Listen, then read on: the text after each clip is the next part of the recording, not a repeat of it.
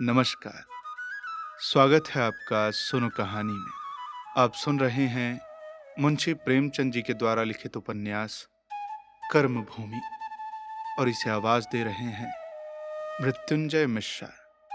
कहानी के पिछले भाग में हमने सुना कि समरकांत अमर से मिलने गांव आए थे, जहां उन्होंने अभी तक अमरकांत से मुलाकात तो नहीं की, लेकिन गांव वालों और सलीम की दोबारा से मैत्री करा दी। विस्तार से जानने के लिए आपको कहानी का पिछला भाग सुनना पड़ेगा।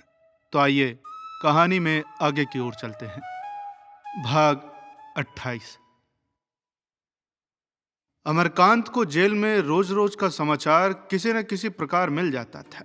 जिस दिन मारपीट और अग्निकांड की खबर मिली, उसके क्रोध का पारावार न रहा और जैसे आग बुझकर राख हो जाती है, थोड़ी देर के बाद क्रोध की जगह केवल नैराश्य रह गया, यानी निराशा।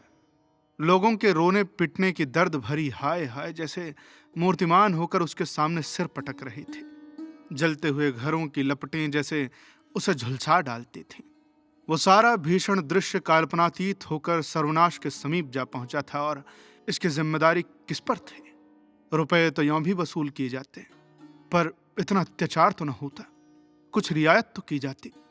सरकार इस विद्रोह के बाद किसी तरह भी नरमी की बर्ताव न कर सकती थी, लेकिन रुपया न दे सकता तो किसी मनुष्य का दोष नहीं। भला यह मंदी की बला कहां से आई, कौन जाने। यह तो ऐसा ही है कि आंधी में किसी का छप्पर उड़ जाए और सरकार उसे दंड दे। यह शासन किसके हित के लिए है? इसका उद्देश्य क्या है? इन विचारों से तंग आकर उसने नैराश्य में मुंह छिपाया। अत्याचार हो रहा है, होने दो। मैं क्या करूं? मैं कर ही क्या सकता हूं? मैं भला हूं ही कौन? मुझसे मतलब? कमजोरों के भाग्य में जब तक मार खाना लिखा है, मार खाएंगे।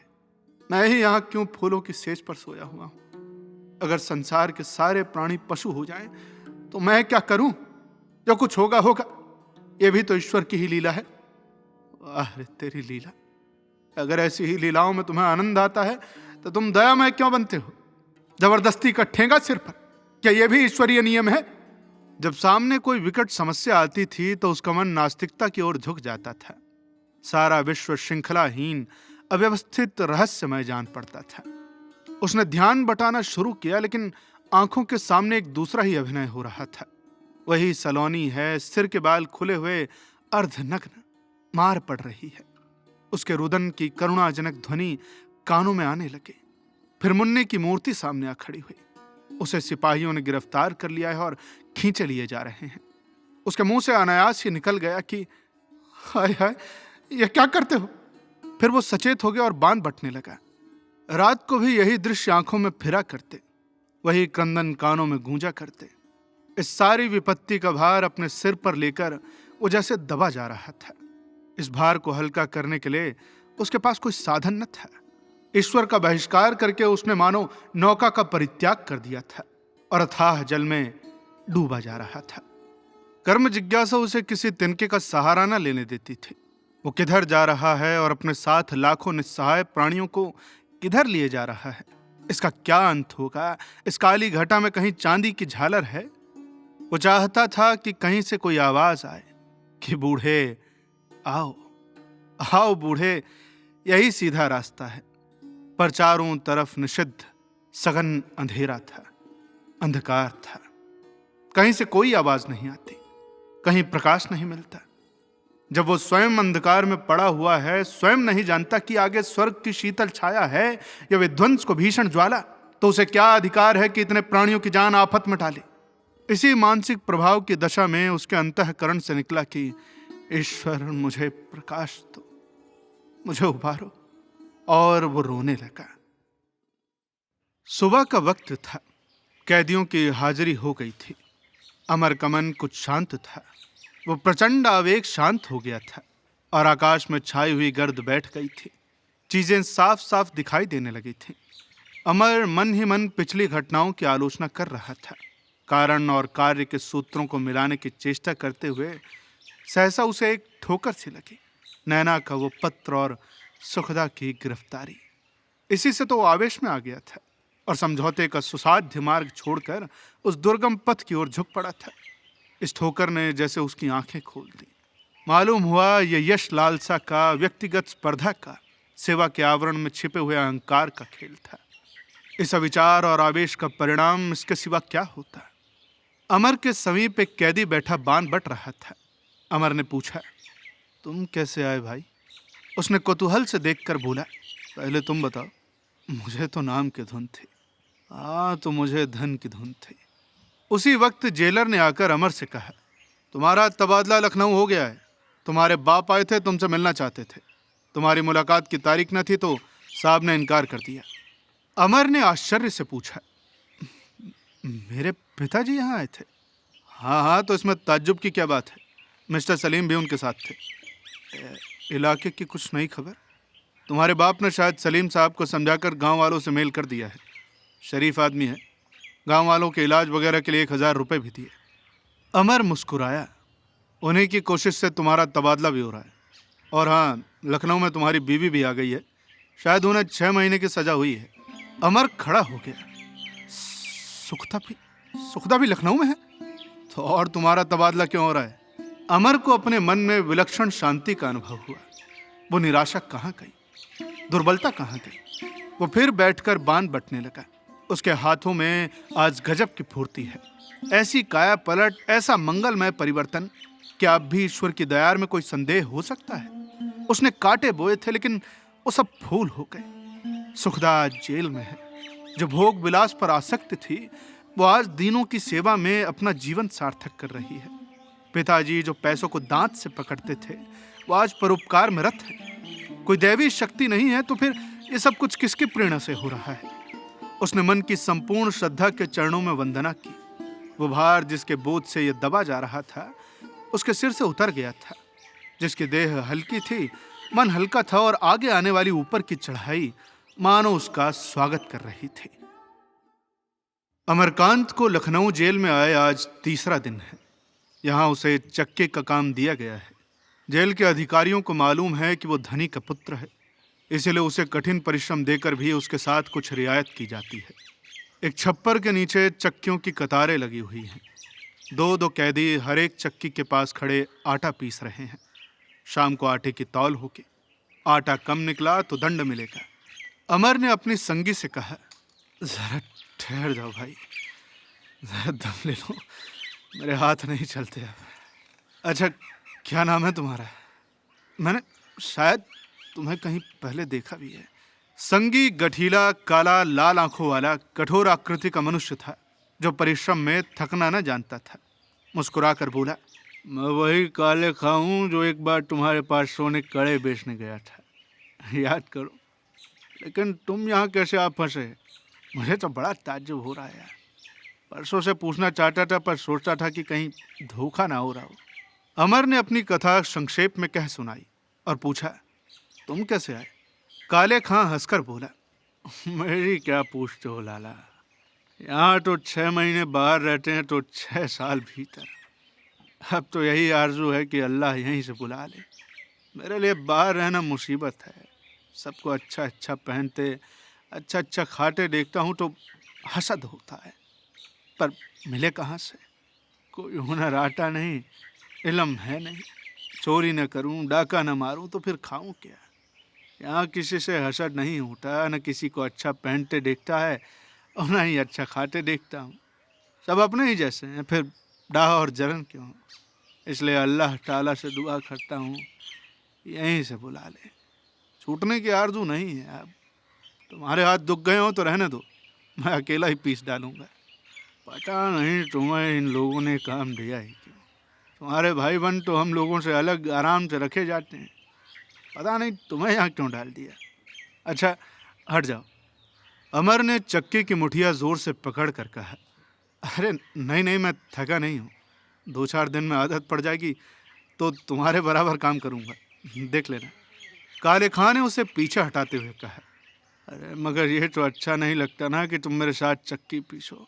जब तुमने कोई जुर्म ही नहीं किया, रियायत के पीछे सरकार से लड़े हो, तो तुम्हें मैं ना पीसने दूंगा। मालूम होता है कि अल्लाह ताला ने मुझे तुम्हारे ही लिए यहाँ भेजा है।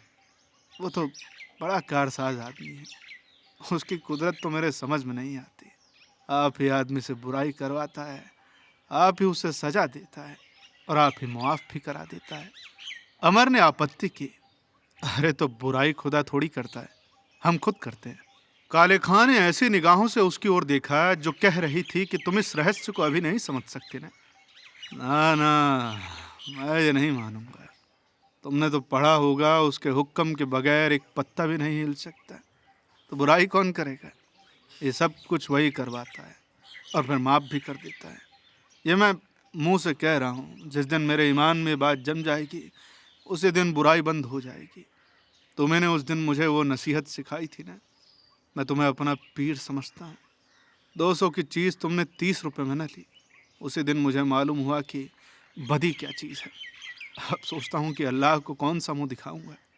ज़िंदगी में इतने गुनाह किए हैं कि अब तो जब भी उनकी याद आती है तो रोए खड़े हो जाते हैं।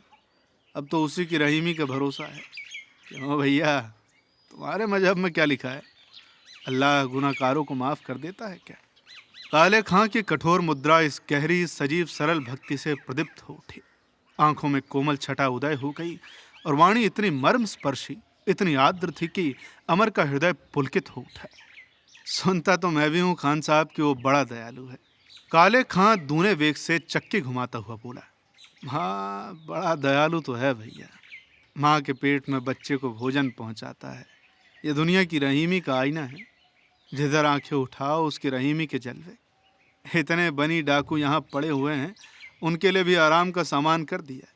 मौका देता है, बार बार मौका देता है कि अब भी संभल जाओ। उसका गुस्सा कौन सहेगा भैया? जिस दिन उसे गुस्सा आएगा दुनिया जहन्नुम को चली जाएगी। हमारे तुम्हारे ऊपर वो क्या गुस्सा करेगा? हम चींटी को पैरों तले पड़ते देखकर किनारे से निकल जाते हैं। उसे कुचलते रहम आता है। जिस अल्लाह ने हमको बनाया, जो हमको पालता है, वो हमारे ऊपर कभी गुस्सा कर सकता है क्या? मेरा तो मानना है कि कभी नहीं। अमर को अपने अंदर आस्था की एक लहर से उठती हुई जान पड़ी। इतने अटल विश्वास और सरल श्रद्धा के साथ इस विषय पर उसने किसी को बातें करते न सुना था। बात वही थी जो वो नित्य छोटे बड़े के मुंह से सुना करता था, पर निष्ठा ने उन शब्दों में जान सी डाल दी थी। जरा देर के बाद वो फिर बोला, भैया तुमसे चक्की चलवाना तो ऐसा ही है जैसे कोई तलवार से चिड़िया को हलाल करे। तुम्हें तो अस्पताल में रखना चाहिए था। बीमारी में दवा से उतना फ़ायदा नहीं होता जितना मीठी बात से हो जाता है। मेरे सामने यहाँ कई कैदी बीमार हुए, पर एक भी अच्छा ना हुआ। आखिर बात क्या है? दवा कैदी के सिर पर पटक दी जाती है, वो चाहे पिए चाहे फेंक दे। अब ये उसकी मर्जी। ऐसे कोई दवाई होती है? अमर को उस काली कलूटी काया में स्वर्ण जैसा हृदय चमकता दिख पड़ा। मुस्कुराकर बोला, लेकिन दोनों काम साथ साथ कैसे करूंगा? अरे भैया, मैं अकेले चक्की चला लूंगा और पूरा आटा तुलवा दूंगा। तो फिर तब तो सारा सवाब भी तुम्ही को मिलेगा। काले खां ने साधु भाव से कहा, भैया कोई काम सवाब समझ कर नहीं करना चाहिए। दिल को ऐसा बना लो कि सवाब में उसे वही मजा आए जो गाने या खेलने में आता है। कोई काम इसलिए करना कि उससे नजात मिलेगी, रोजगार है। फिर मैं तुम्हें क्या समझाऊं? तुम खुद इन बातों को मुझसे ज़्यादा समझते हो। मैं तो मरीज की तीमारदारी करने के लायक ही नहीं हूँ। मुझे बड़ी जल्दी गुस्सा आ जाता है। कितना चाहता हूँ कि गुस्सा ना आए, पर जहाँ किसी ने एक दो बार मेरी बात न मानी और मैं बिगड़ा। वही डाकू जिसे अमर ने एक दिन अधमता के पैरों के नीचे लौटते हुए देखा था, आज दिवत्व के पद पर पहुंच गया था। उसकी आत्मा से मानो एक प्रकाश सा निकलकर अमर के अंतःकरण को आलोकित करने लगा। उसने कहा, लेकिन फिर खान साहब ये तो बुरा मालूम होता है ना कि मेहनत का काम तुम करो और मैं। काले खां ने बात काटी, अरे भैया इन बातों में क्या रखा है भैया? तुम्हारा काम इस चक्की से कहीं कठिन होगा। तुम्हें किसी से बात करने तक की मोहलत न मिलेगी। मैं रात को मीठी नींद सोऊंगा, तुम्हें रातें जाग कर काटनी पड़ेंगी। जान जोखिम भी तो है। इस चक्की में क्या रखा है भैया? ये काम तो गधा भी कर सकता है, कल भी कर सकती है, लेकिन जो काम तुम करोगे वो बिरले ही कर सकते हैं, समझे? सूर्यास्त तो हो रहा था। काले खां ने अपने पूरे गेहूं पीस डाले थे और दूसरे कैदियों के पास जा जाकर देख रहा था कि किसका कितना काम बाकी है। कई कैदियों के गेहूं अभी समाप्त नहीं हुए थे। जेल कर्मचारी आटा तौलने आ रहा होगा। इन बेचारों पर आफत आ जाएगी, मार पड़ने लगेगी। काले खां ने एक एक चक्की के पास जाकर कैदियों की मदद करनी शुरू की। उसकी फुर्ती और मेहनत पर लोगों को विस्मय होता था। आधे घंटे में उसने फिसड्डियों की कमी पूरी कर दी। अमर अपने चक्की के पास खड़ा सेवा के पुतले को श्रद्धा भरी आंखों से देख रहा था, मानो दिव्य दर्शन कर रहा हो। काले खां इधर से फुर्सत पाकर नमाज पढ़ने लगा। वहीं बरामदे में उसने वजू किया, अपना कंबल जमीन पर बिछा दिया और नमाज शुरू की। उसी वक्त जेलर साहब 4 वार्डरों के साथ आटा तुलवाने आ पहुंचे। कैदियों ने अपना अपना आटा बोरियों में भरा और तराजू के पास आकर खड़े हो गए। आटा तुलने लगा। जेलर ने अमर से पूछा, तुम्हारा साथी कहाँ है? अमर ने बतलाया, वो नमाज पढ़ रहा है। उसे बुलाओ, पहले आटा तुलवा ले फिर नमाज पढ़े। बड़ा नमाज की दुम बना है, कहाँ गया है नमाज पढ़ने? अमर ने शेड के पीछे की तरफ इशारा करके कहा, उन्हें नमाज पढ़ने दे, आप आटा तौल लें। अब भला जेलर ये कब देख सकता था कि कोई कैदी उस वक्त नमाज पढ़ने जाए जब जेल के साक्षात प्रभु पधारे हों। शेड के पीछे जाकर बोले, अबे ओ नमाजी के बच्चे, आटा क्यों नहीं तुलवाता? बचा गेहूं चबा गए हो तो नमाज का बहाना करने लगे। चल चल चटपट, वरना मारे अंटरों का चमड़ी उधेड़ लूंगा। काले खां लेकिन दूसरे ही दुनिया में था। जेलर ने समीप जाकर अपनी छड़ी उसकी पीठ में चुभाते हुए कहा, अरे बहरा हो गया क्या बे? शामते तो नहीं आ गई तेरी? काले खां लेकिन नमाज पढ़ने में मग्न था। उसने पीछे फिर कर भी न देखा। जेलर ने झल्ला कर लात जमाई। काले खां सिजदे के लिए झुका हुआ था। लात खाकर औंधे मुंह गिर पड़ा, पर तुरंत संभल कर फिर सजदे में झुक गया। जेलर को अब जिद पड़ गई कि उसकी नमाज बंद ही करते। संभव है कि काले खां को भी जिद पड़ गई हो कि नमाज पूरी किए बगैर न उठूंगा। वो तो सजदे में था ही। जेलर ने उसे बूटदार ठोकरें जमानी शुरू की। एक वार्डर ने लपक कर 2 गारद के सिपाही बुला लिए। दूसरा जेलर साहब की कुमक पर दौड़ा। काले खां पर एक तरफ से ठोकरें पड़ रही थी, दूसरी तरफ से लकड़ियां, पर वो सिजदे से सिर न उठाता था। हाँ, प्रत्येक आघात पर उसके मुंह से अल्लाह अकबर की दिल हिला देने वाली सदा निकल जाती थी। उधर आघातकारियों की उत्तेजना भी बढ़ती जाती थी। जेल के कैदी जेल के खुदा की सिजदा न करके अपने खुदा को सिजदा करे, इससे बड़ा जेलर साहब का क्या अपमान हो सकता था। यहाँ तक कि काले खां के सिर से रुधिर बहने लगे, यानी खून। अमरकांत उसकी रक्षा करने को चला ही था कि एक वार्डन ने उसे मजबूती से पकड़ लिया। उधर बराबर आघात हो रहे थे और काले खां बराबर अल्लाह अकबर की सदा लगाए जाता। आखिर वो आवाज क्षीण होते होते एक बार बिल्कुल बंद हो गई और काले खां रक्त बहने से शिथिल हो गया। मगर चाहे किसी के कानों में आवाज न जाती हो, उसके ओठ अब भी खुल रहे थे और अब भी अल्लाह अकबर की अव्यक्त ध्वनि निकल रही थी। जेलर ने खिसिया कर कहा, पड़े रहने दो बदमाश को यहीं, कल से इसे खड़ी बेड़ी दूंगा और तन्हाई भी। अगर तब भी न सीधा हुआ तो उल्टी होगी। इसका नमाजी पन्ना निकाल दूं तो नाम नहीं। 1 मिनट में वार्डन, जेलर, सिपाही सब चले गए। कैदियों के भोजन का समय आया। सबके सब भोजन पर जा बैठे, मगर काले खां अभी वहीं औंधा पड़ा था। सिर और नाक तथा कानों से खून बह रहा था। अमरकांत बैठा उसके घावों को पानी से धो रहा था और खून बंद करने का प्रयास कर रहा था। आत्मशक्ति के इस कल्पनातीत उदाहरण ने उसकी भौतिक बुद्धि को जैसे आक्रांत कर दिया। ऐसी परिस्थिति में क्या वो इस भांति निश्चल और संयमित बैठा रहता? शायद पहले यह आघात ने उसने या तो प्रतिकार किया होता या फिर नमाज छोड़कर अलग हो जाता। विज्ञान, नीति और देशानुराग की वेदी पर बलिदान की कमी नहीं, परंतु यह निश्चल धैर्य ईश्वर निष्ठा का ही प्रसाद है। इतने में कैदी भोजन करके लौटे। काले खां अब भी वहीं पड़ा हुआ था। सभी ने उसे उठाकर बैरक में पहुंचाया और डॉक्टर को सूचना दी, पर उन्होंने रात को कष्ट उठाने की जरूरत न समझी। वहां कोई दवा भी न थी, गर्म पानी तक मैसर न हो सका। उस बैरक के कैदियों ने सारी रात बैठकर काटी। कई आदमी आमादा थे कि सुबह होते ही जेलर साहब की मरम्मत की जाए। यही न होगा कि साल भर की मियाद और बढ़ जाएगी। क्या परवाह। अमरकांत शांत प्रकृति का आदमी था, पर इस समय वो भी उन्हीं लोगों में मिला हुआ था। रात भर उसके अंदर पशु और मनुष्य में द्वंद्व होता रहा। वो जानता था कि आग आग से नहीं, पानी से शांत होती है। इंसान कितना ही हैवान हो जाए, उसमें कुछ न कुछ आदमियत रहती ही है। वह आदमियत अगर जाग सकती है तो ग्लानि से या पश्चाताप से। अमर अकेला होता तो अब भी विचलित न होता, लेकिन सामूहिक आवेश ने उसे भी अस्थिर कर दिया। समूह के साथ हम कितने ही ऐसे अच्छे या बुरे काम कर जाते हैं जो कि हम अकेले न कर सकते। और काले खां की दशा जितनी भी खराब होती जाती थी, उतनी ही प्रतिशोध की ज्वाला भी प्रचंड होती जाती थी। एक डाके के कैदी ने कहा, अरे खून पी जाऊंगा, खून। उसने समझा क्या है? यही ना होगा कि फांसी हो जाएगी। अमरकांत बोला, उस वक्त क्या समझे थे कि मारे ही डालता है। चुपके चुपके षड्यंत्र रचा गया, आघातकारियों का चुनाव हुआ, उनका कार्य विधान निश्चय किया गया, सफाई की दलीलें सोच निकाली गई। सहसा एक ठिगने कैदी ने कहा, तो तुम लोग समझते हो कि सवेरे तक उससे खबर न हो जाएगी? अमर ने पूछा, खबर कैसे होगी? यहाँ ऐसा कौन है जो उसे खबर देते? ठिगने कैदी ने दाएं बाएं आंखें घुमाकर कहा, खबर देने वाले न जाने कहां से निकल आते हैं भैया, किसी के माथे पर तो कुछ लिखा नहीं है। कौन जाने हमें में से कोई जाकर इत्तला कर दे। रोज ही तो लोगों को मुखबिर बनते देखते हो। वही लोग जो अगुआ होते हैं अक्सर पढ़ने पर सरकारी गवाह बन जाते हैं। अगर कुछ करना है तो अभी कर डालो, दिन को वारदात करो तो सब के सब पकड़ लिए जाओगे, 5-5 साल की सजा ठुक जाएगी, समझे? अमर ने संदेह के स्वर में पूछा, लेकिन इस वक्त तो वो अपने क्वार्टर में सो रहा होगा ना? ठिगने कैदी ने राह बताई, अरे ये हमारा काम है भैया, तुम क्या जानो। सबों ने मुंह मोड़कर कान फुसकियों में बातें शुरू की। फिर 5 आदमी खड़े हो गए।